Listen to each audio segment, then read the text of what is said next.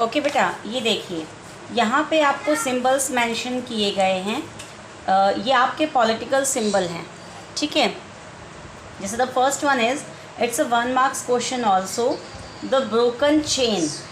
Okay, तो ये जो चेन आपको यहाँ दिखाई गई है, इट्स अ ब्रोकन ना, टूटी हुई है ना ये, तो it means chains were use to fetter slaves. A broken chain stands for the act of becoming free. तो ये जो आपकी चेन टूटी हुई है, ये दिखाती है कि अब आपका जो वो गुलाम होता था, जो स्लेव होता था, वो अब आज़ाद है, ठीक है, फ्री है।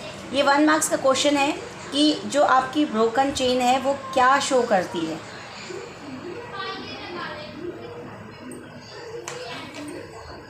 देखिए ये जो यहाँ पे ब्रोकन चेन, टूटी हुई जो चेन है, 1 मार्क्स का क्वेश्चन है आपका। ये आपसे पूछा जाएगा कि ये जो ब्रोकन चेन है ये क्या सिंबलाइज करती है। तो आपकी जो ब्रोकन चेन है वो ये दिखाती है कि जो गुलाम थे वो अब आज़ाद हैं, यानी ये बेड़ियाँ क्या हैं, ये टूट चुकी हैं। Chains were used to fetter slaves. Okay, कि अब आपका जो गुलाम है वो आज़ाद है, अब वो गुलाम नहीं है। ओके, इसके बाद द बंडल ऑफ रोड्स और फैसेस। ये जो आपका जो रॉड्स होते थे उसके बंडल क्या दिखाती थी कि सिंगल है, वन, कोई भी एक लकड़ी है तो उसे आसानी से तोड़ा जा सकता है। इसकी कहानी भी आपने सुनी हुई है ना, कि एकता में बल होता है, स्ट्रेंथ लाइज इन यूनिटी, कि ये इतनी लकड़ियाँ एक साथ हैं तो उन्हें तोड़ा नहीं जा सकता है। सिंगल सिंगल आपकी जो लकड़ी होगी उसे तोड़ा जा सकता है। तो उसमें आपको ये बताया कि स्ट्रेंथ लाइज इन यूनिटी, कि एकता में बल होता है। Okay, the I with in a triangle radiating light. ये जो आपको आई यहाँ पे शो किया गया है, एक ट्राइंगल उसमें, तो वो आपको क्या दिखाता है? ये आपको दिखाता है कि the all seeing I stands for knowledge, कि ये जो आँखें हैं ना, ये नॉलेज यानी ज्ञान को शो करती हैं। The rays of the sun will drive away the clouds of ignorance, कि जो ज्ञान की रोशनी है वो अज्ञानता के बादलों से निकल के सामने आती है, ठीक है। ये ट्राइंगल में जो ये आईज है, ये आई आपकी जो है ये नॉलेज को शो करती है, ठीक है, कि जो ये ज्ञान है ये अज्ञानता के बादलों से निकल के सामने आता है, ठीक है।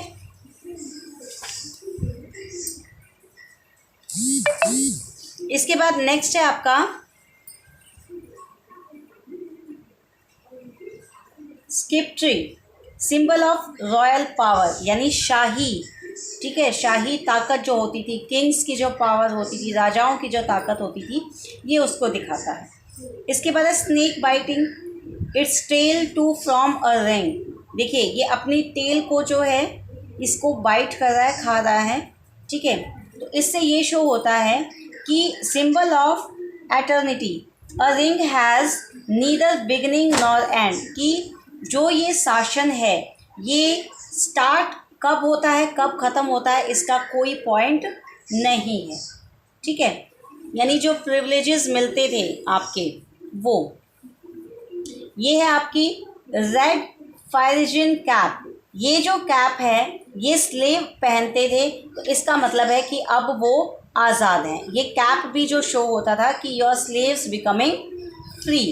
ओके, इसके बाद है आपका blue white red, the national colours of France. France का जो झंडा था, जो फ्लैग था, उसमें ये 3 कलर्स यूज़ किए गए थे। ओके, नेक्स्ट है आपका the winged women, personification of the law. ये जो आपकी एक फीमेल का फिगर है जिसको विंग्स शो किए गए हैं, इसका मतलब है कि ये कानून है। फ्रांस में जो कानून व्यवस्था का सिंबल है वो ये है। जैसे इंडिया में क्या सिंबल है, लॉ का क्या सिंबल है, यहाँ पे कानून का क्या सिंबल है? आँखों पे पट्टी बांधे हुए एक महिला की जो स्टैचू है वो होता है ना, जो कि हाथ में ऐसे आपका जो है तराजू लिए खड़ी है, देखा है कभी, है ना?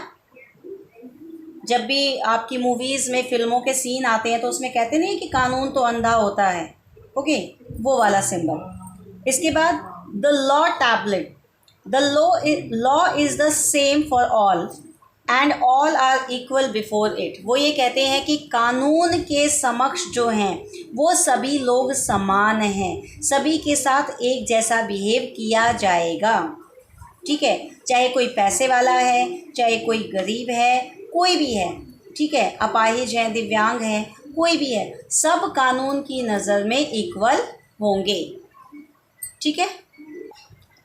नेक्स्ट टॉपिक जो आपका आएगा बच्चा, वो आपका आएगा France abolishes monarchy and becomes a Republic.